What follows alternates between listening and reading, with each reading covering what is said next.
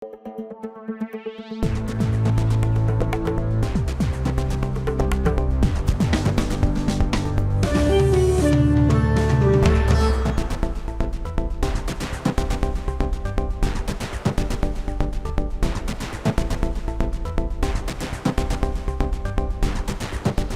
জানাচ্ছি এখন জনপথে, সঙ্গে আছি আমি শরীফ রওশন।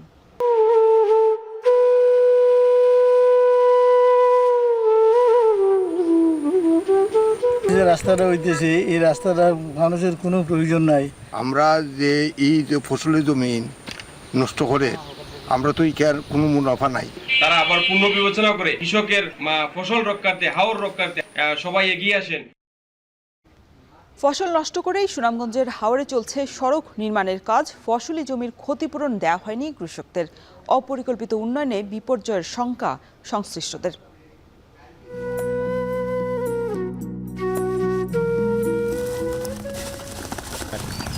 এই অঞ্চলের জমিগুলো তো আর ধুয়া মুয়া যায় না, এই জন্য এখান দিয়ে পরিষ্কার পরিচ্ছন্ন থাকে, সার কম লাগে। ভারতের মরিচ হলে তারা 70 থেকে 80 হাজার টাকা মনে করে যে প্রতি বিঘে বেচা যাবে। চর অঞ্চলের মানুষ আগের তুলনায় অর্থনৈতিক অবস্থার দিক দিয়ে অনেক উন্নত হয়েছে, অনেক এগিয়ে গেছে। যমুনার চরাঞ্চলে ফুলে ফসলে ভর করে বদলে যাচ্ছে জনপদের আর্থ সামাজিক অবস্থা। তবে যোগাযোগ ব্যবস্থা ভালো না হওয়ায় উৎপাদিত ফসলের ন্যায্য দাম পাচ্ছে না কৃষক। এখন জনপদে এই নিয়ে থাকছে বিস্তারিত। তবে শুরুতেই হাওরে সড়ক নির্মাণের খবর। সুনামগঞ্জের শান্তিগঞ্জে হাওরের বুক চিরে প্রায় 4 কোটি টাকা ব্যয়ে তৈরি করা হচ্ছে চলাচলের রাস্তা। এতে নিঃস্ব হয়েছেন উপজেলার হাসনাবাদ, জামলাবাজ এবং উজানিগাঁও সহ 6 গ্রামের লক্ষাধিক কৃষক। হাওরের মাঝে এমন অপরিকল্পিত সড়ক এ অঞ্চলের কৃষিতে বিপর্যয় ডেকে আনবে বলে মনে করছেন সংশ্লিষ্টরা। লিপসন আহমেদের তথ্য ও ছবিতে দেখুন বিস্তারিত।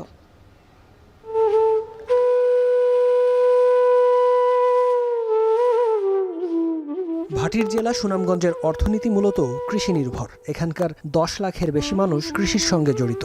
এবছর 137টি হাওরে প্রায় 2,23,410 হেক্টর জমিতে বোরো চাষাবাদ করেছেন 12 উপজেলার কৃষকরা, যেখান থেকে প্রায় 4,500 কোটি টাকার ধান উৎপাদনের কথা। তবে হাওর জুড়ে যখন বোরো ধানের সবুজ সমারোহ, তখন সুনামগঞ্জের শান্তিগঞ্জের লাখো মানুষের জীবন জীবিকায় জড়ানো সাংহাই হাওরে কৃষকদের চোখে মুখে বেদনার ছাপ। কারণ তাদের শ্রমে ঘামে ফলানো কষ্টের ফসল গোলায় তোলার আগেই হাওরের বুক চিরে চলছে সড়ক নির্মাণ কাজ। 4 কিলোমিটার লম্বা সড়কে জমির ক্ষতিপূরণ তো দূরে থাক, যে ফসল নষ্ট হচ্ছে তার জন্য কৃষকদের কিছু বলার প্রয়োজন মনে করছেন না সংশ্লিষ্টরা। যে রাস্তাটা হইতেছে এই রাস্তাটা মানুষের কোনো প্রয়োজন নাই। কামলাবাজ, আসনাবাজ, ডুংরিয়া খের কোনো প্রয়োজন নাই। অপ্রয়োজনীয় একটা রাস্তা। আমরা যে বা যারা মালিক আছি এই বিষয়ে কেউই তারা বা কোনো বিষয় নিয়ে অবগত করছে না যে আসলে তোমরা জমিন রাস্তা যাইতো এই মাটি ফেলানো হইতো। আমরা যে এই যে ফসলের জমিন নষ্ট করে আমরা তো ইকার কোনো মুনাফা নাই। আরও অনেক জায়গা নিচে আবার নতুন করে খনন করে আরও নিত। তা আমরা এটা কিভাবে এটা থেকে নিষ্পত্তি পাই। তবে ঠিকাদারি প্রতিষ্ঠানের দাবি, যাদের ফসল নষ্ট করে রাস্তা নির্মাণ করা হচ্ছে তাদের ক্ষতিপূরণ দেয়া হবে। এলাকার মুরব্বী গণ্যমান্য লোকের মাধ্যমে টাকাগুলো দেওয়া হয়েছে কৃষকের হাতে। এবছর আমরা বলছি কথা করছি এবং লিস্ট করছি যার ধান ফসলি জমি নষ্ট হইতেছে তাহলে আমরা ক্ষতিপূরণ দেব। হাওরের মাঝে রাস্তা নির্মাণের ফলে বর্ষা মৌসুমে পানির স্বাভাবিক প্রবাহ বাধাগ্রস্ত হওয়ার পাশাপাশি উজানে দেখা দেবে চরম জলাবদ্ধতা। এছাড়া হাওরে জীববৈচিত্র্য হুমকির মুখে পড়ার পাশাপাশি কমবে মাছের উৎপাদনও। আমরা আমাদের জায়গা থেকে মনে করছি যে এটা হাওরের জন্য একটা ক্ষতিকর, এবং এটার যারা এই প্রকল্প নিয়েছেন তারা আবার পূর্ণ বিবেচনা করে এই কৃষকের ফসল রক্ষার্থে হাওর রক্ষার্থে হাওরের বৈচিত্র্য রক্ষার্থে যাতে সবাই এগিয়ে আসেন। জাইকার অর্থায়ন এবং দুর্যোগ ব্যবস্থাপনা ও ত্রাণ মন্ত্রণালয়ের একটি বিশেষ প্রকল্পে হাওরের এই সড়ক নির্মাণ কাজ করছে ঢাকার জেবি ইনোভেশন নামের একটি ঠিকাদারি প্রতিষ্ঠান, যার ব্যয় ধরা হয়েছে প্রায় 4 কোটি টাকা। এদিকে হাওরের প্রকৃতি, পরিবেশ ও কৃষকদের ক্ষতি করে কোনো কাজ করা ঠিক হবে না বলে মন্তব্য করেছে স্থানীয় প্রশাসন। কৃষক এবং অন্যান্য স্টেক হোল্ডাররা যদি আমাদের কাছে এখানে এই নিয়ে কোনো ধরনের তাদের অভিযোগ বা পরামর্শ আমাদের কাছে পাঠানো হয়, তাহলে আমরা আমাদের ইতিমধ্যে ঊর্ধ্বতন কর্তৃপক্ষের কাছে আমরা এই জিনিসটা প্রেরণ করব। যেহেতু একটা সরকারি সংস্থা কাজটা করে, এটার পূর্ব অনুমোদন আছে, আমরা যথাযথ কর্তৃপক্ষের গোচরে আনবো যেন তারা যথাযথ এই পরিবেশের যে ইমপ্লিকেশন আছে এই বাঁধের উপর সেটা যথাযথভাবে বিবেচনায় নিয়ে যে সিদ্ধান্ত নেওয়া যুক্তিযুক্ত সেই সিদ্ধান্তটা গ্রহণ করবে। এরই মধ্যে হাওরের বুকে সড়ক নির্মাণে ধানসহ 20 হেক্টর জমির ফসল নষ্ট হয়েছে। নষ্ট হওয়া এই ফসলের বাজার মূল্য প্রায় 30 লাখ টাকা বলে দাবি কৃষকদের। এখন সুনামগঞ্জ। টাঙ্গাইলের কালীহাতির ধলেশ্বরী নদীতে বাঁধ দিয়ে চর এবং নদীর পার কেটে বিক্রি করছেন প্রভাবশালীরা। স্থানীয়দের অভিযোগ সবই হচ্ছে প্রশাসনের যোগ সাজসে। এ বিষয়ে আরো বিস্তারিত জানাতে টাঙ্গাইলের কালীহাতির জোকারচর থেকে যুক্ত হচ্ছেন কাউসার আহমেদ। কাউসার, মূলত কারাই অবৈধ বালু বিক্রির সঙ্গে জড়িত, আর প্রশাসনের কারোর সঙ্গে কথা বলার সুযোগ হয়েছে কিনা এই বিষয়ে?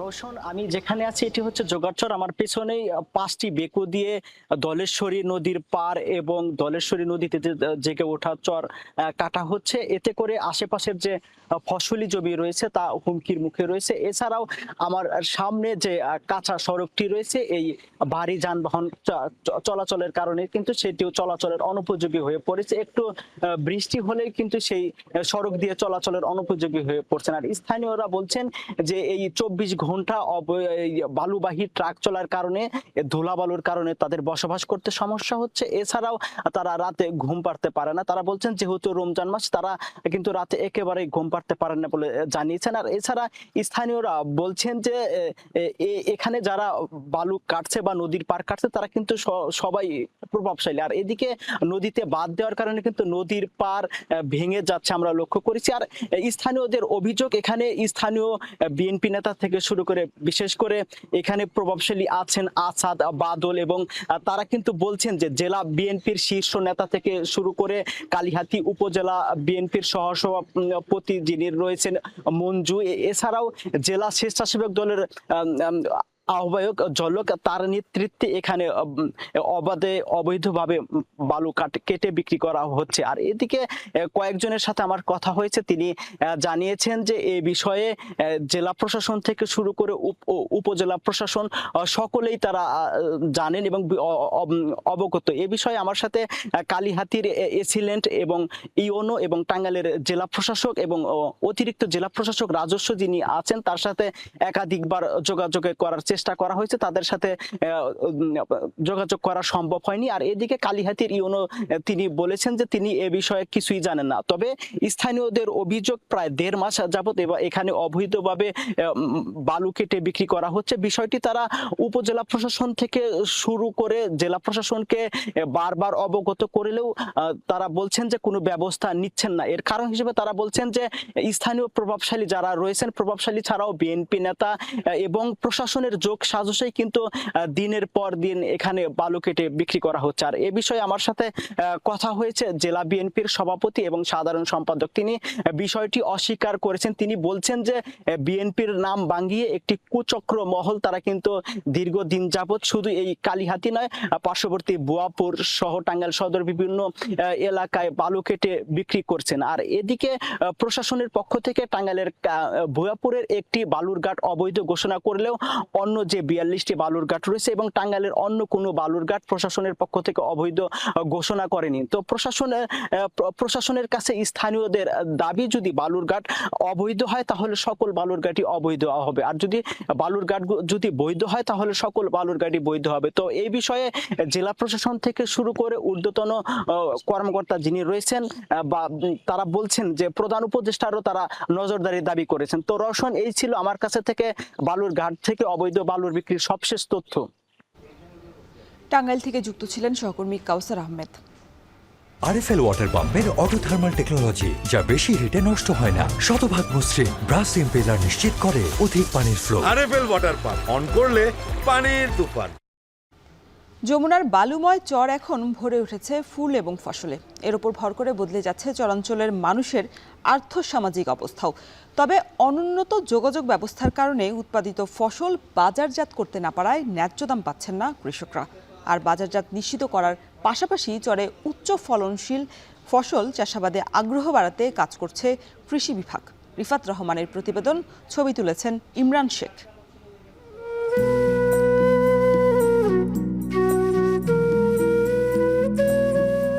সবুজের চাদরে ঢেকে গেছে যমুনার বুকে জেগে ওঠা দুর্গম ম্যাসরার চর। মরিচ তুলতে ব্যস্ত কৃষাণীরা। চরে উৎপাদিত মরিচ আকারে পরিপুষ্ট ও রং ভালো হয়, চাহিদাও বেশ। চলতি মৌসুমে জেলার চরাঞ্চলে 1540 হেক্টর জমিতে মরিচের আবাদ হয়েছে। বিঘায় 15,000 টাকা খরচ করে ফলন পেয়েছেন 10 থেকে 12 মন শুকনো মরিচ। প্রতি মন শুকনো মরিচ বিক্রি করছেন 8 থেকে 9,000 টাকায়। এতে বিঘায় লাভ হচ্ছে 70 থেকে 80,000 টাকা।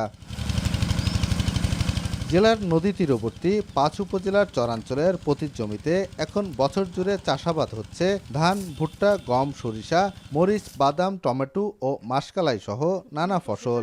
উৎপাদন খরচ কম হওয়ার পাশাপাশি ফলনও হচ্ছে ভালো। এই অঞ্চলের জমিগুলা তো আর ধুয়া মুয়া যায় না, নতুন কোনো বানের পানি আসে না, এই জন্য এখান দিয়ে পরিষ্কার পরিচ্ছন্ন থাকে, সার কম লাগে। 12-13 মরিচ হলে তারা 70 থেকে 80,000 টাকা মনে করে যে প্রতি বিঘে বেচা যাবে। জমিগুনা ভালো হয়, আর ভালো হওয়ার কারণে ধীরে ধীরে জমিগুনাতে ফসল অনেক সুন্দর হয়। চর অঞ্চলের মানুষ আগের তুলনায় অর্থনৈতিক অবস্থার দিক দিয়ে অনেক উন্নত হয়েছে, অনেক এগিয়ে গেছে। চাষিদের অভিযোগ, চরাঞ্চলের অনুন্নত যোগাযোগ ব্যবস্থার কারণে ব্যাহত হচ্ছে বাজারজাতকরণ প্রক্রিয়া।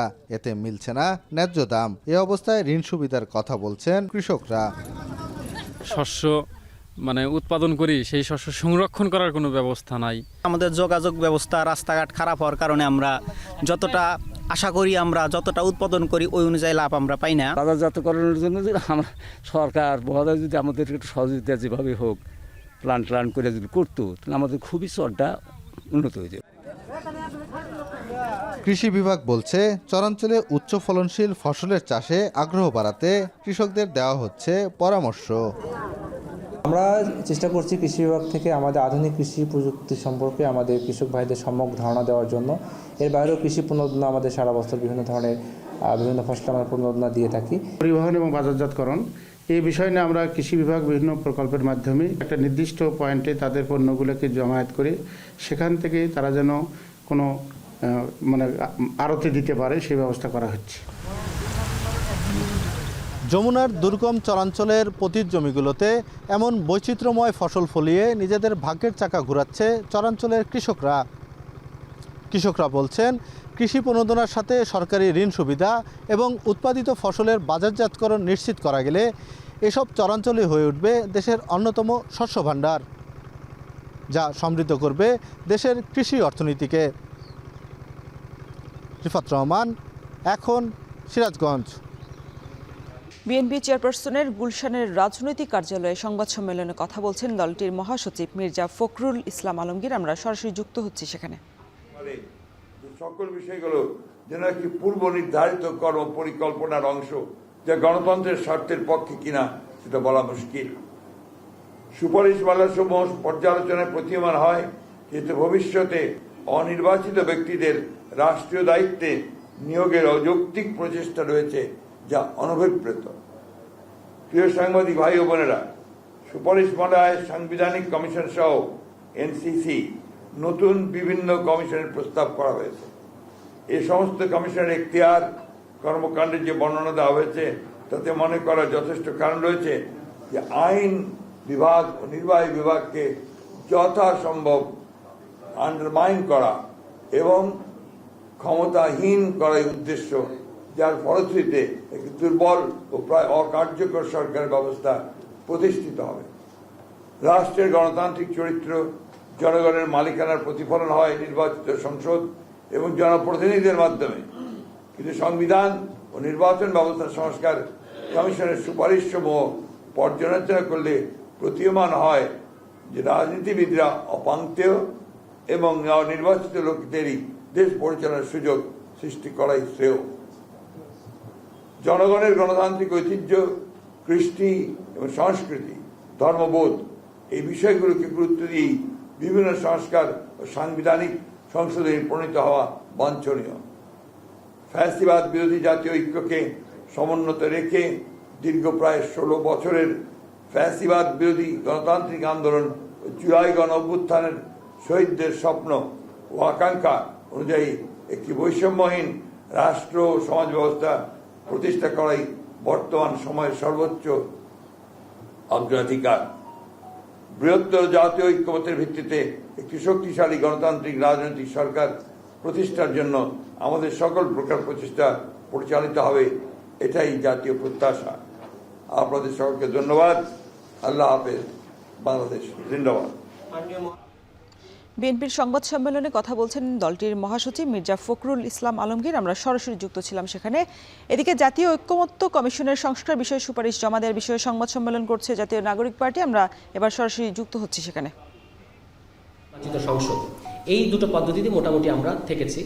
আমরা দেখেছি যে সকল সংশোধনীর ক্ষেত্রে সংবিধান সম্পর্কিত না, যে সকল সংশোধনী বা সংবিধানের সাথে কোনো সম্পর্ক নাই, সেগুলো আমরা বলেছি যে নির্বাচনের আগে অধ্যাদেশ কিংবা প্রশাসনিক ব্যবস্থার মাধ্যমে করা যেতে পারে। তবে সেসব ক্ষেত্রে আমাদের কিছু কিছু জায়গায় প্রশ্ন থেকেছে যে, যেমন আপনারা দেখেছেন সম্প্রতি একটা রিপোর্ট প্রকাশিত হয়েছে, সেখানে আমরা এটার ব্যাপারে আগামীকাল তাদের কাছে জানতে চাইব কমিশনের কাছে। সেখানে বলা হয়েছে 166টি সুপারিশের মধ্যে 111টি সুপারিশ কোনো রকম সংলাপ ছাড়াই, আলোচনা ছাড়াই আসলে বাস্তবায়ন করা সম্ভব হবে বলে কমিশন মনে করছে, এবং সেটা তারা বাস্তবায়ন প্রক্রিয়ার মধ্যে সরকার আছে, এরকম একটা রিপোর্ট আমরা দেখেছি। তো সেই ক্ষেত্রে আমরা 111টি যে সংস্কার সুপারিশ, তার মধ্যে কিছু কিছু জায়গায় আমাদের কাছে মনে হয়েছে যে এগুলোর ক্ষেত্রে আলোচনার দরকার আছে। তো আমরা সেইটার ক্ষেত্রে কমিশনের কাছে জানতে চাইব যে কি ভিত্তিতে আপনারা আলোচনা ছাড়া ওই 111টা বাছাই করলেন, এটা আমাদের তাদের কাছে প্রশ্ন থাকবে। কারণ ওখানে অনেকগুলো জিনিস আছে যেগুলো আমাদের কাছে মনে হয়েছে যে গ্রেটার আলোচনা দরকার আছে। তো এই দুটো পদ্ধতির মধ্যেই আমাদের মূলত আছে যে আপনারা দেখেছেন যে আমরা কিন্তু শুরু থেকেই বলে এসেছি যে আমরা একটা নতুন গণতান্ত্রিক সংবিধান চাই, বা অর্থাৎ সংবিধান পুনর্লিখন চাই, এবং সেটা করার জন্য আমরা সবচেয়ে ভালো পদ্ধতি মনে করি যে গণপরিষদ নির্বাচন। কিন্তু আবার আমরা বলেছি যে গণপরিষদ নির্বাচন যদি নাও হয় তাহলে সেক্ষেত্রে গণপরিষদ ও আইনসভা হিসেবে নির্বাচিত সংসদ, যেটাকে ইংরেজিতে অনেকে বলে থাকেন ম্যান্ডেটেড কনস্টিটিউয়েন্ট লেজিসলেচার, মানে এমন একটা আইনসভা যার গণপরিষদের ভূমিকাও থাকবে। তো সেই প্রস্তাবটা আমাদের বিবেচনার মধ্যে আছে। এই দুটো নিয়ে আমরা কথা বলবো আগামীকাল। এবং আমরা যদি ইতিমধ্যে আমি বলেছি, আরেকবার বলি যে আমরা আগামীকাল 23 মার্চ দুপুর 2টার সময় জাতীয় ঐক্যমত্য কমিশনের যে কার্যালয় সংসদ ভবনের ব্লক 1-এ এমপি হোস্টেল, সেখানে আমরা তাদের কাছে আনুষ্ঠানিকভাবে আমাদের এই প্রতিনিধি দল তারা গিয়ে এটা জমা দেবে, এবং তারপর তাদের সাথে আমাদের কিছু আলোচনা হবে। এবং আপনারা তো জানেন যে তারা বলেছেন যে দলগুলো ইতিমধ্যেই জমা দিয়েছে তাদের সাথে কিন্তু আলোচনা শুরু হয়ে গেছে। আমরা আগামীকালকে জমা দিচ্ছি, সম্ভবত আগামীকাল আমাদের তাদের সাথে এর বাইরে যে এই আমাদের অবস্থানগুলো নিয়ে যে আলোচনা, সেটা হয়তো আগামীকালকে হবে না, এটা ঈদের পরে হবে। কিন্তু আগামীকাল আমরা তাদের কাছে প্রাথমিকভাবে আমাদের প্রস্তাবগুলো জমা দেবো, এবং প্রস্তাবগুলো জমা দেওয়ার পরে কোন অবস্থানের ক্ষেত্রে যে প্রশ্নগুলো আমি করলাম, যে আরেকটা যেটা গুরুত্বপূর্ণ প্রশ্ন আমাদের কাছে, যে পুলিশ সংস্কার কমিশন এবং স্থানীয় সরকার সংস্কার কমিশন, কেন এই দুটো কমিশন, এই যে স্প্রেডশিট পাঠানো হলো আমাদের কাছে সেখানে কেন নাই, বা রাজনৈতিক দলগুলোর কাছে যে পাঠিয়েছে সেখানে কেন নাই, এই জিজ্ঞাসাটা আমাদের থাকবে। ফলে আমরা আগামীকালকে যাচ্ছি প্রথমত এই স্প্রেডশিটটা জমা দিতে, এবং দ্বিতীয়ত আমাদের যে কিছু কিছু কোয়ারিজ আছে সেটা নিয়ে তাদের সাথে আলোচনা করতে। বাংলা মোটরে সংবাদ সম্মেলন করছে জাতীয় নাগরিক পার্টি। আমরা এতক্ষণ সরাসরি যুক্ত ছিলাম সেখানে। খুলনায় মশার উপদ্রবে অতিষ্ঠ নগরবাসী। সিটি কর্পোরেশনের পক্ষ থেকে কার্যকর উদ্যোগ না নেয় মশারি মিছিল এবং সভা করছে নগরবাসী। এ বিষয়ে বিস্তারিত জানাতে নগরীর পিকচার প্যালেস মোড় থেকে যুক্ত হচ্ছেন তরিকুল ইসলাম। তরিকুল, সিটি কর্পোরেশনের এই মশক নিধনের কার্যক্রমে গড়িমসির কারণ কি, আর এই যে মিছিল মশারি মিছিল করছে নগরবাসী, এটা আসলে কতটুকু আসলে ফলপ্রসূ হবে, কি বলছেন তারা? রওশন, খুলনায় মশার উপদ্রব সম্প্রতি প্রচণ্ড বৃদ্ধি পেয়েছে, আর এই মশা বৃদ্ধির কারণে নগরবাসী কিন্তু অতিষ্ঠ। দিনে রাতে সবসময় কিন্তু মশার উপদ্রব লেগেই আছে, এবং যেখানে মানুষ অবস্থান করছে সেখানেই মশার কামড়। তো এর প্রতিবাদে কিন্তু আজকে খুলনা নগরীর পিকচার প্যালেস মোড়ে নাগরিক সমাজের ব্যানারে একটি প্রতিবাদ অবস্থান কর্মসূচি অনুষ্ঠিত হচ্ছে, এবং এখানে আপনারা দেখতে পাচ্ছেন যে মশারি এবং ধূপ জ্বালিয়ে তারা প্রতিবাদ করছেন, এবং এটি নগরবাসীর আসলে একটি মৌলিক চাহিদা, এবং যেটি মানুষ তারা বলছেন যে এর আগে চলতি বছর এবং শেষের দিকে, গত বছর শেষের দিকে ডেঙ্গুর যে ভয়াবহতা রূপ নিয়েছিল মশার কামড়ে কারণে, সেই এখনও অনেকে মৃত্যুবরণ করেছে এবং অনেকে অসুস্থ হয়ে জীবনযাপন করছে। মূলত এর থেকে পরিত্রাণ পেতে সিটি কর্পোরেশনের পক্ষ থেকে কার্যকরী পদক্ষেপ নেওয়ার আহ্বান জানাচ্ছেন তারা, এবং নাগরিক সমাজের আপনারা দেখতে পাচ্ছেন বিভিন্ন নেতৃবৃন্দ এবং বিভিন্ন পর্যায়ের মানুষ এখানে উপস্থিত হয়েছে, সাধারণ মানুষও উপস্থিত হয়েছে। কারণ সাধারণ মানুষের যে মৌলিক দাবি সেটি হচ্ছে এটি, গত কয়েক মাস ধরে সিটি কর্পোরেশনের পক্ষ থেকে যে মশা ছেটানো ওষুধ ছেটানো হচ্ছে সেটা খুবই নগণ্য, এবং যেখানে ফগার মেশিন প্রতি ওয়ার্ডে অন্তত 2 থেকে 3টি করে প্রয়োজন, সেখানে 2টি ওয়ার্ডে মিলিয়ে দুটো 3টে ওয়ার্ড মিলিয়ে 2 বা 3টি ফগার মেশিন ব্যবহার করা হচ্ছে, যেটি আসলে খুবই অপ্রতুল, এবং যে ওষুধটা ছিটানো হচ্ছে সেটি আসলে কার্যকরী কোনো ভূমিকা রাখছে না, এবং এই ওষুধের মান নিয়ে কিন্তু প্রশ্ন উঠছে।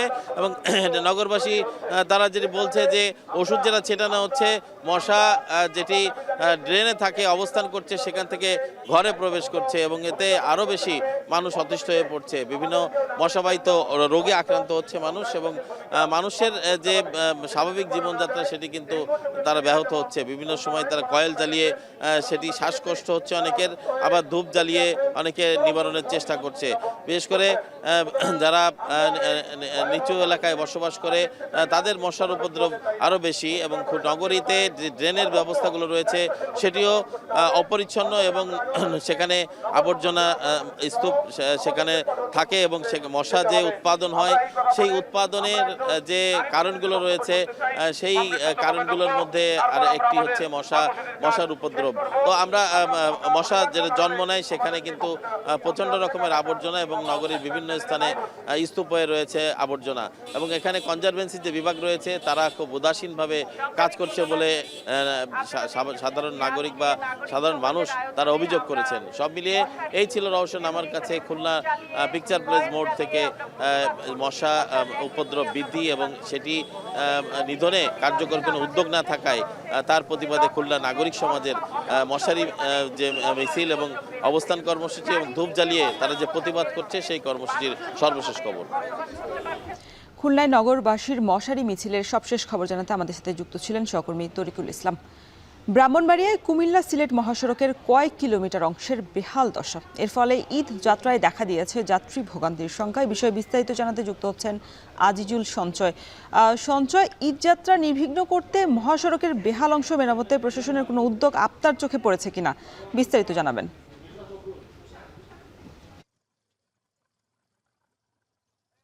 রোশন, ব্রাহ্মণবাড়িয়ার শহরের যে কুমিল্লা মহাসড়কের যে অংশটি পড়েছে, বিশেষ করে সরাইল বিশ্ব রোড মোড়, ঘাটোড়া, পুনিয়াউট, ধরখার, সুলতানপুর এবং রাজিকা, এই কয়েকটি পয়েন্ট অন্তত 3 কিলোমিটার অংশের অবস্থা কিন্তু একেবারেই নাজুক।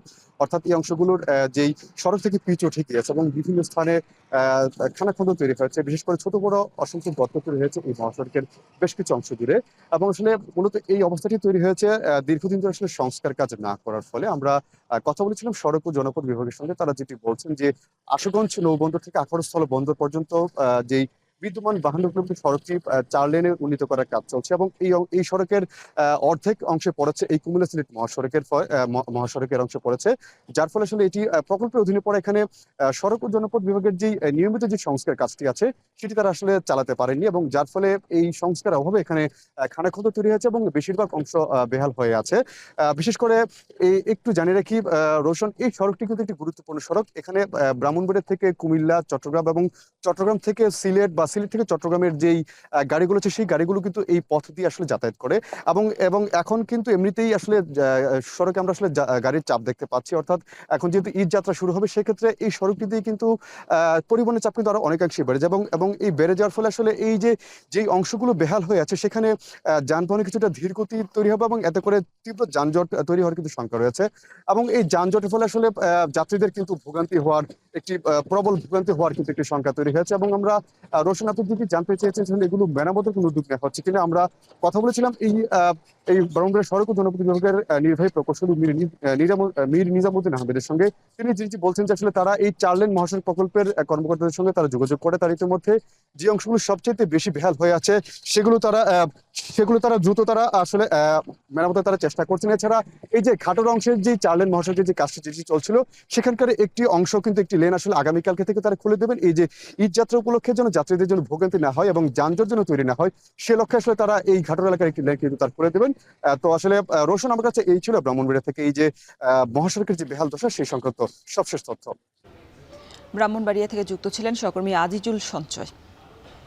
আসন্ন ঈদ যাত্রায় লক্কর ছক্কর আর ফিটনেসবিহীন বাস চলাচল বন্ধে অভিযান চালাচ্ছে ডিএমপির ট্রাফিক বিভাগ এবং বিআরটিএ। এ বিষয়ে বিস্তারিত জানাতে আমিনবাজার থেকে আমাদের সাথে যুক্ত হচ্ছেন আরিফ হোসেন। আরিফ, অভিযানে এখন পর্যন্ত কোনো ফিটনেসবিহীন গাড়ি শনাক্ত হয়েছে কিনা আর সেখানকার সবশেষ পরিস্থিতি কি জানাবেন? রওশন, আমরা এই মুহূর্তে আমিনবাজারে রয়েছি। এখানে কিছুক্ষণ আগে অভিযানটি শুরু হলো, অর্থাৎ আপনি নিশ্চয়ই জানেন ঈদের ঠিক আগাখানে লক্কর ঝক্কর যে গাড়িগুলো রয়েছে সেগুলো রং চং করে তারপর রাস্তায় নামানো হয় এবং এই ফিটনেসবিহীন গাড়ির কারণেই কিন্তু অধিকাংশ সময় যে দুর্ঘটনার শিকার হতে হয় এমনটা বলছে বিআরটি অথবা ট্রাফিক বিভাগ। আপনি দেখতে পাচ্ছেন আমার পিছনে ইতিমধ্যে অভিযান শুরু করেছে, বেশ কয়েকটি গাড়ি এখানে রয়েছে। এখানে মদিনা পরিবহনে একটি গাড়ি রয়েছে, আমরা দেখতে পাচ্ছি গোল্ডেন লাইন রয়েছে, সেফটি পরিবহনে একটি গাড়ি রয়েছে, এরকম প্রায় 6 থেকে 7টি, অর্থাৎ এই জায়গা হয়ে প্রায় আধা কিলোমিটার ধরে যে কয়টি গ্যারেজ রয়েছে প্রত্যেকটি গ্যারেজেই 3 থেকে 5টি, কোনো কোনো গ্যারেজে 7 থেকে 10টি করে গাড়ি রয়েছে, যে গাড়িগুলো পুরনো এবং এই গাড়িগুলো রং চং করে অর্থাৎ রং করে নতুনভাবে রাস্তায় নামানোর একটা পরিকল্পনা ছিল। আমরা এখানকার কর্তৃপক্ষের সাথে কথা বলেছিলাম, অর্থাৎ ট্রাফিক বিভাগের যারা দায়িত্বরত আছেন তারা আমাদেরকে জানিয়েছেন বেশ কিছু গাড়ি ইতিমধ্যেই তারা রাস্তায় বের করেছেন এবং ঈদের আগাখানে চালানোর জন্য।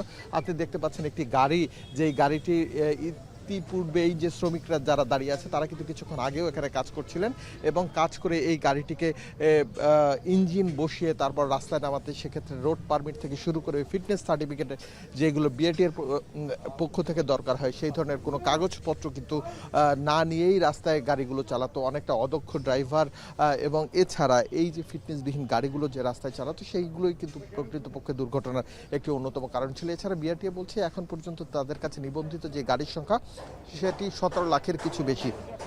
এছাড়া এই গাড়ির মধ্যে 36% অথবা 6,66,000-এর মতো গাড়ি, যেই গাড়িগুলোর কোনো বৈধ ফিটনেস সার্টিফিকেট নেই। এছাড়া আপনি দেখতে পাচ্ছেন যে এই দিকে গাড়ির যেই গাড়িটি গোল্ডেন লাইনের গাড়িটি দেখতে পাচ্ছেন এটি ইতিমধ্যেই রং টং করে এছাড়া যেই ধরনের ত্রুটি রয়েছে সেগুলো সারিয়ে ফেলার চেষ্টা হয়েছে। এছাড়া দেখতে পাচ্ছেন আরও একটি গাড়ি, যেই গাড়িটি ইতিমধ্যেই ওয়্যারিংয়ের কাজগুলো চলছে, এরপরই এই গাড়িটি ইঞ্জিন বসিয়ে তারপর রাস্তায় নেওয়া হবে এমন কিছু অভিযোগ রয়েছে। শুধু এই জায়গা নয়, আমিনবাজারে এমন প্রায় 20 থেকে 25টি গ্যারেজ রয়েছে, যে গ্যারেজগুলোতে ইতিমধ্যে ঈদকে সামনে রেখে চলছে প্রস্তুতি। যেই প্রস্তুতি হলো লক্কর ঝক্কর গাড়িকে মোটামুটি ঠিক করে তারপর রাস্তায় নামানো এবং এই রাস্তায় নামিয়ে কিন্তু দূরের যে রুটগুলো রয়েছে সেই রুটে এখান থেকে যাত্রী পরিবহনের যে কাজগুলো তারা পরিবহন করেন এবং এই কারণেই অধিকাংশ দুর্ঘটনা বলেন, রাস্তায় গাড়ি নষ্ট হয়ে দীর্ঘ যানজটের কথা বলে, সবগুলোর কিন্তু প্রধান কারণ। এই জন্য ঈদকে সামনে রেখে যাতে এগুলো বন্ধ করা যায় সেই জন্য এই গ্যারেজগুলো অভিযান চালাচ্ছে। আমরা জানাবো পরবর্তী সময়ে আরও আপডেট। রওশন, ঈদকে সামনে রেখে ফিটনেসবিহীন বাস চলাচল বন্ধে অভিযান চালাচ্ছে ডিএমপির ট্রাফিক বিভাগ এবং বিআরটিএ। আমিনবাজার থেকে সে বিষয়ে বিস্তারিত জানাতে আমাদের সাথে যুক্ত ছিলেন সহকর্মী আরিফ হোসেন। এদিকে 6 দফা দাবি আদায়ে আজ আবারও ক্লাস পরীক্ষা বর্জন করে সারা দেশে বিক্ষোভ কর্মসূচি পালন করছেন পলিটেকনিক ইনস্টিটিউটের শিক্ষার্থীরা। এই বিষয়ে বিস্তারিত জানাতে চট্টগ্রাম পলিটেকনিক ইনস্টিটিউটের থেকে যুক্ত হচ্ছেন সহকর্মী হোসাইন জিয়াদ। জিয়াদ, পলিটেকনিক শিক্ষার্থীদের দাবির বিষয়ে বিস্তারিত জানাবেন।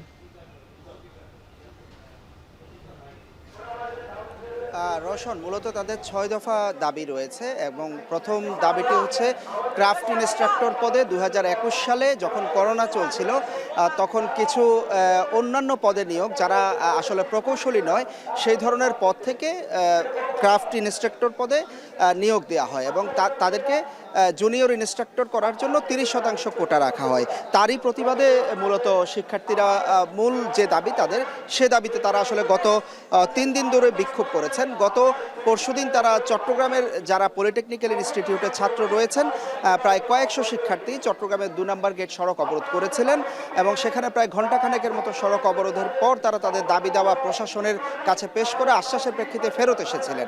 কিন্তু আজকে পর্যন্ত সে দাবি পূরণ না হয় আজকে সকাল থেকে আবারও তারা বিক্ষোভ কর্মসূচি শুরু করেছেন। আজকে পলিটেকনিক ইনস্টিটিউটের যে ক্যাম্পাস রয়েছে সেই ক্যাম্পাসে তারা ক্লাস পরীক্ষা বর্জন করেছেন। তাদের মিড টার্ম যে পরীক্ষা সেটি চলছিল, সেই পরীক্ষা এবং ক্লাস বর্জন করে তারা সকাল থেকে আন্দোলনে নেমেছেন এবং ক্যাম্পাসে অবস্থান কর্মসূচি পালন করছেন। এই চট্টগ্রাম পলিটেকনিক ইনস্টিটিউটে প্রায় 4000-এর মতো শিক্ষার্থী রয়েছে। এর পাশাপাশি চট্টগ্রামে প্রায় 3টির মতো বেসরকারি পলিটেকনিক ইনস্টিটিউট রয়েছে, সেখানের শিক্ষার্থীরাও কিন্তু এই আন্দোলন কর্মসূচিতে একাত্মতা প্রকাশ করেছে। তারা বলছিলেন যে তারা গেল পরশুদিন সারা দেশে জেলা প্রশাসনের সাথে তারা যোগাযোগ করেছেন, কিন্তু এক একজন জেলা প্রশাসক তাদেরকে এক এক রকম আশ্বাস দিয়েছেন এবং তাদের দাবি মেনে নেওয়ার আশ্বাস দেওয়ার পরও আজকে পর্যন্ত হয়নি। প্রথম যে দাবিটি তারা বলছিলেন যে যেহেতু তারা প্রকৌশলী পদে নয়, তারা আসলে যদি ইনস্ট্রাক্টর হিসাবে তাদেরকে নিয়োগ দেওয়া হয়, তাদেরকে আসলে শিক্ষাটি দিতে পারবেন না, উপযুক্ত শিক্ষাটি। এছাড়া কারিগরি যত জায়গা রয়েছে চাকরির ক্ষেত্রে, সব জায়গায় আসলে কারিগরি থেকেই নিয়োগের তারা দাবি জানিয়েছেন। একই সাথে সারা বাংলাদেশের বিভিন্ন জায়গায় কারিগরি শিক্ষার জন্য আলাদা করে বিশ্ববিদ্যালয় গঠনেরও দাবি জানাচ্ছেন তারা। রোশন। চট্টগ্রামের শিক্ষার্থীদের বিক্ষোভের সবশেষ খবর জানাতে যুক্ত ছিলেন হোসাইন জিয়াদ। নেত্রকোনার সীমান্তবর্তী 2 উপজেলায় সুপেয় পানীয় সংকটে অর্ধলক্ষাধিক বাসিন্দা। শুকনো মৌসুমে পানি সংগ্রহে অনেকেরই যেতে হয় মাইল খানেক দূরে। সংকট নিরসনে নেই কোনো উদ্যোগ। রিফাত আহমেদ রাসেলের প্রতিবেদন। নেত্রকোনার প্রাকৃতিক সৌন্দর্যে ঘেরা সীমান্তবর্তী 2 উপজেলা দুর্গাপুর ও কলমাকান্দা। পাহাড় ও টিলা অধ্যুষিত 2 উপজেলায় ক্ষুদ্র নৃগোষ্ঠী ও বাঙালি মিলিয়ে কয়েক লাখ মানুষের বসবাস, কিন্তু এর মধ্যে অর্ধলক্ষাধিক বাসিন্দা সুপেয় পানির তীব্র সংকটে। কলমাকান্দার গোপালপুর গ্রামের বাসিন্দা বৃদ্ধা রোজিলা সাংমা। পানি সংগ্রহের কষ্ট তার প্রায় 40 বছরের। দৈনিক চাহিদা মেটাতে পাহাড়ের নিচে গর্ত করে দিনে কয়েকবার পানি সংগ্রহ করতে হয়। বয়সের ভারে শরীর সাই না দিলেও দিনে কয়েকবার পাহাড় বেয়ে নিচে নামতে হয়। পানি না থাকার কারণে আমরা এই ঝর্ণার পানি খাই। তো ভোর সকালে 3টায় উঠে আমি অনেক পানি সংগ্রহ করছি। সীমান্ত ঘেঁষা প্রায় প্রতিটি গ্রামের চিত্র একই। বিশেষ করে নভেম্বর থেকে এপ্রিল পর্যন্ত শুকনো মৌসুমে এসব এলাকায় অগভীর নলকূপে পানি মেলে না। তখন তাদের ভরসা হয়ে দাঁড়ায় মৃতপ্রায় ঝর্ণা ও খাল বিলের পানি। শুকনো মৌসুমে আমাদের অনেক কষ্ট হয়, তারপর খেতে হয় যখন আমাদের নিতেই হয়। অনেক দূর থেকে আসি, তারপর এখান থেকে পানি নিতে হয়, আমাদের অনেক কষ্ট হয়। পাহাড়ি এলাকা হয় এখানে মাটির গভীরে পাথর থাকায় নলকূপ বা বৈদ্যুতিক টিউবওয়েল স্থাপন বেশ ব্যয়বহুল। স্থানীয়ভাবে রিং টিউবওয়েল বসানো হলেও শুকনো মৌসুমে আয়রনের কারণে তাও পানির অযোগ্য হয়ে যায়। বাধ্য হয়ে খালবিলের পানি ব্যবহারে বিভিন্ন রোগে আক্রান্ত হচ্ছেন স্থানীয়রা। কিছু কিছু কলে যদি পানি থাকে সেগুলো হচ্ছে আপনার আয়রন যুক্ত, এগুলো খাওয়ার অনুপযোগী একদম। ঝর্ণার পানি আমরা ব্যবহার করি, কিন্তু ওই পানিগুলো আসলে খাওয়ার যোগ্য নয়। বিভিন্ন সময় ওই উদ্যোগ নেওয়া হয় থেকে কিন্তু কোনো কাজ হয় না। তার ফলে নানা রকম জলাশয় থেকে, ঝর্ণা থেকে এরা অস্বাস্থ্যকর পানি উত্তোলন করার ফলে তাদের নানা শারীরিক সমস্যা সহ স্বাস্থ্য ঝুঁকির মধ্যে তারা বসবাস করে। প্রশাসন বলছে জেলায় সুপেয় পানির সরবরাহ নিশ্চিতে চেষ্টা চলছে। কিছু গভীর নলকূপ বরাদ্দের জন্য এশিয়ান ডেভেলপমেন্ট ব্যাংকের অনুদানে একটা প্রকল্প চলমান আছে। এই প্রকল্পের আওতায় যে পানি সরবরাহ এবং স্যানিটেশনের যে ব্যবস্থাপনা আছে তাদেরকেই সর্বোচ্চ অগ্রাধিকার দিয়ে প্রকল্পটি প্রণয়ন করা হয়েছে। পানির লেয়ারটা একদম আসলে নিচে নেমে যায়, সুপেয় পানির খুবই অভাব। সেখানে আমরা সরকারের কাছে আরো বেশি বরাদ্দ চাইব, যাতে এরকম যদি হয় অন্তত 10টা পরিবারের জন্য আমরা একটা সাবমার্সিবল টিউবওয়েলের ব্যবস্থা করতে পারি, তাহলে মোটামুটি সংকুলন হবে। নেত্রকোনার 10 উপজেলায় টিউবওয়েল স্থাপনের একটি প্রকল্প চলমান রয়েছে, যার আওতায় জেলার 86টি ইউনিয়নে 7 শতাধিক টিউবওয়েলের স্থাপন করা হচ্ছে।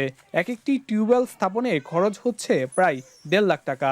সেই হিসেবে পুরো প্রকল্পের ব্যয় 32 কোটি টাকার বেশি। রিফাত আহমেদ রাসেল, এখন নেত্রকোনা।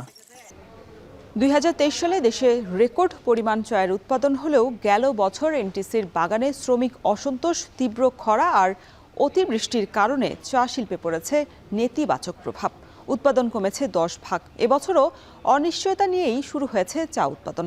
এম এ হামিদের প্রতিবেদন। দেশে 168টি চা বাগানের মধ্যে মৌলভীবাজারেই 92টির অবস্থান। 2023 সালে চা শিল্পের ইতিহাসে সর্বোচ্চ 10 কোটি 29 লাখ কেজির বেশি চা উৎপাদন হলেও 2024 সালে প্রতিকূল আবহাওয়ার কারণে কমেছে চা উৎপাদন। এছাড়া শ্রমিক অসন্তোষও উৎপাদন কম হওয়ার অন্যতম কারণ। বিভিন্ন কারণে অনেকগুলি বাগান বন্ধ হয়ে গেছে এবং এই বাগানগুলো বন্ধ হওয়ার কারণে আসলে একটু প্রোডাকশন কম হচ্ছে। নর্থ বেঙ্গলে তেঁতুলিয়াতে তারা প্রপারলি চা ম্যানুফ্যাকচারিং করতে পারতেছে না, তারা পোর কোয়ালিটির চা তৈরি হচ্ছে, যার জন্য ওইদিকে চা বেশি হয় আমাদের ভালো চাগুলা উপযুক্ত দাম পাচ্ছে না। এ বছরও 10 কোটি 3 লাখ কেজি চা উৎপাদনের লক্ষ্যমাত্রায় শুরু হয়েছে চা উৎপাদন। উৎপাদনকারীদের দীর্ঘদিনের অভিযোগ, উৎপাদন খরচের বিপরীতে বাড়েনি চায়ের দাম ও বিক্রি। এক্ষেত্রে চায়ের গুণগত মান বৃদ্ধির পরামর্শ দিলেন ব্যবসায়ীরা। চা বোর্ডে 160 টাকা করে নির্ধারিত করা হয়েছে। যদি 160 টাকা করে সেই চাটা কিনা হয়, এটা 186.6 টাকা আসে, কিন্তু মার্কেটে দেখা যায় যে 180 টাকার চাও পাওয়া যায়। তাহলে আমার প্রশ্ন হচ্ছে সেই চাটা কোত্থেকে আসে? টি বোর্ডের একটা ফ্ল্যাট রেট আছে যেটা 160, এখন পর্যন্ত 160 টাকাটা মানে উঠে নাই। আর 160 টাকা দিয়ে কেনার মতো অনেক চা নাই, অনেক চা আছে এর চেয়ে নিচে 130-40 টাকার চা এরকমও আছে, কিন্তু কেউ কিনতে পারছে না। চা উৎপাদন তো গত বছর থেকে অনেক কমে গেছে, অলমোস্ট 12% কমা। এই পরিস্থিতিতে আমরা সম্মিলিতভাবে শ্রমিক, মালিক এবং সরকার তিনটা সম্মিলিতভাবে আমরা উদ্যোগ নিচ্ছি। যখন আমাদের কাজের পরিধি বাড়াইছে, আমাদের শ্রমিকদের আউটপুটটা বাড়াইছে। ভালো মানের চা নিলামে না ওঠায় বায়াররাও চা কিনছেন কম। তারা বলছেন, সমতলে চা উৎপাদন বৃদ্ধি পেলেও এর গুণগত মান ভালো নয়, এজন্য দামও কমে যাচ্ছে। এদিকে চা বোর্ড বলছে, উৎপাদন বৃদ্ধি ও বিদেশে চা রপ্তানির জন্য নেওয়া হচ্ছে নানা উদ্যোগ। কোয়ালিটির প্রথম হচ্ছে লিভ কোয়ালিটি যদি ভালো না হয়, ভালো চা হবে না। গুড লিভ, গুড টি, গুড প্রাইস, এইচ আদার ইন্টার রিলেটেড। আপনি যদি ভালো চা না অফারিং করেন, তাহলে ভাইয়েরা চা নিবে না। এই সেক্টরে যেহেতু একটু প্রবলেম হচ্ছে, কস্ট অফ প্রাইসটা আমাদের সবসময় বেশি। যারা মেজর স্টক হোল্ডার, যারা পারচেস করছে, তাদের আর একটু কনসেন্ট্রেট করা উচিত, পারচেস প্রাইসটা বাড়ানো উচিত। সবকিছু মিলে আমাদের রপ্তানি কমে গিয়েছিল, দ্যাট ইজ ট্রু, বাট 2024-এ বেড়েছে। কিন্তু এই বাড়াটাতে আমরা যে খুব বেশি happy, nothing of that nature. আমাদের রপ্তানি আরও বাড়ানোর অপরচুনিটি আছে এবং সব অপরচুনিটি আমরা এক্সপ্লোর করছি। 1854 সালে সিলেটের মালনীছড়া চা বাগানের মাধ্যমে দেশে প্রথম বাণিজ্যিক ভিত্তিতে চা চাষ শুরু হয়। দেশে মোট উৎপাদিত চায়ের অর্ধেক আসে মৌলভীবাজারের বাগান থেকে। এখন মৌলভীবাজার। জনবল সংকটে ব্যাহত হচ্ছে সাতক্ষীরা সদর হাসপাতালের সেবা কার্যক্রম। বিশেষজ্ঞ চিকিৎসক না থাকায় সেবা প্রত্যাশীরা সঠিক চিকিৎসা পাচ্ছেন না। প্যাথোলজি সেবা গুরুত্বপূর্ণ অপারেশন বন্ধ থাকার পাশাপাশি ওষুধ পর্যাপ্ত পাচ্ছেন না রোগীরা। আহসান রাজীবের প্রতিবেদন। যে কোনো রোগে আক্রান্ত হলে মধ্যবিত্ত আর নিম্নবিত্তের ভরসা সরকারি হাসপাতাল। সাতক্ষীরা সদর হাসপাতালের বহির্বিভাগের এমন দীর্ঘ সারি নিত্যদিনের। বিশেষজ্ঞ চিকিৎসক না থাকায় দীর্ঘ অপেক্ষার পরও সেবা না নিয়েই ফিরে যেতে হয় রোগীদের। দীর্ঘদিন ধরেই হাসপাতালটির সার্জারি, মেডিসিন, গাইনি, অর্থোপেডিক্স এবং চক্ষু বিভাগের 27টি পদের বিপরীতে 12টি গুরুত্বপূর্ণ পদ শূন্য। চিকিৎসক সংকটে যে কোনো রোগের চিকিৎসাপত্রই দিচ্ছেন একজন মেডিসিন বিশেষজ্ঞ, আর জরুরি বিভাগ সামলাচ্ছেন কয়েকজন মেডিকেল অফিসার। এছাড়াও মেডিকেল টেকনোলজিস্ট, ফার্মাসিস্ট, নার্স সহ বিভিন্ন বিভাগে আছে জনবল সংকট। গরিব মানুষ, আমরা আসছি যখন সরকারিতে অল্প খরচে হওয়ার জন্য, এখন সেই রিপোর্ট করার জন্য যদি আমার বাইরে যেতে হয়, তাহলে আমার যে সরকার এসে লাভ কি? সকাল 10টাতে এসে এই পর্যন্ত দাঁড়ায় রয়েছি, এখনো কখন বাড়ি যাব, কখন কি করব, এখনো কোনো সিরিয়ালের কোনো সীমা নেই। ডাক্তার দেখছি, তবে ডাক্তার একটু বেশি হলে ভালো হয় আমাদের জন্য। হাসপাতালটিতে ভর্তি প্রায় 300 রোগী। এছাড়া বহির্বিভাগে চিকিৎসা নিতে আসেন 400 থেকে 500 রোগী। প্যাথোলজি সেবা, গুরুত্বপূর্ণ অপারেশন বন্ধ থাকার পাশাপাশি পর্যাপ্ত ওষুধ পাচ্ছেন না রোগীরা। বাধ্য হয়ে বেসরকারি ক্লিনিকে যেতে হচ্ছে রোগীদের। এই সুযোগে বেড়েছে দালালের দৌরাত্ম্য। দালালেরা ডেকে আর এক জায়গায় নিয়ে যায়, সেখানে কোনো কাগজপত্র নেই, বলে এখানকার ডাক্তার ভালো না, ওই জায়গার ডাক্তার ভালো। রিপোর্টগুলো যাতে এখান থেকে করতে পারে, ওই বর্তমান গভর্নমেন্টের কাছে দাবি যেন তারা এইগুলো করে। আমরা আশা করি অনতিবিলম্বে যাতে এখানে মেডিসিন এবং গাইনি বিভাগে ডাক্তার দেওয়া হয়। সিভিল সার্জন বলছেন, চিকিৎসক ও জনবল সংকটের বিষয়ে একাধিকবার ঊর্ধ্বতন কর্তৃপক্ষকে অবহিত করা হলেও কোনো কার্যকর পদক্ষেপ নেওয়া হয়নি। এই মুহূর্তে যতটুকু সংকট আছে, এটা যদি আমরা কয়েকজন আউটডোর মেডিকেল অফিসার পাইতাম, তাহলে আমাদের এই সংকটটাও থাকতো এবং আমরা আরও ভালো চিকিৎসা দিতে পারতাম আশা করা যায়। আমাদের নার্স, পর্যাপ্ত সংখ্যক নার্স আছে, তৃতীয় শ্রেণীর কর্মচারীও মোটামুটি ভালোই আছে। চিকিৎসা সেবায় সাতক্ষীরা সদর হাসপাতালের এমন সংকট কাটাতে কর্তৃপক্ষের কার্যকর পদক্ষেপের দাবি রোগী ও স্বজনদের। আহসান রাজীব, এখন সাতক্ষীরা। চট্টগ্রামের কর্ণফুলীতে বন্য হাতির আক্রমণে 3 মাস বয়সী এক শিশুর মৃত্যু হয়েছে। শুক্রবার রাত 1টার দিকে উপজেলার বড় উঠান জমাদার পাড়া এলাকায় এই ঘটনাটি ঘটে। এই ঘটনায় গুরুতর আহত হয়ে চট্টগ্রাম মেডিকেল হাসপাতালে চিকিৎসাধীন অবস্থায় রয়েছেন শিশুটির মা। এই ঘটনার প্রতিবাদ এবং হাতি দমনের দাবিতে নিহত শিশুর মরদেহ নিয়ে ভোর 6টা থেকে পিএবি সড়ক অবরোধ করে বিক্ষোভ করেছেন স্থানীয়রা। এ সময় কয়েক ঘন্টা সড়কে যান চলাচল বন্ধ থাকে। তীব্র যানজট সৃষ্টি হয় আশেপাশের সড়কগুলোতেও। ভোগান্তিতে পড়েন কেপিজেডের হাজার হাজার কর্মচারী। চট্টগ্রাম কোরিয়ান ইপিজেড এলাকায় বন্য হাতির আক্রমণে গেল 1 বছরে বেশ কয়েকজনের মৃত্যু হয়েছে।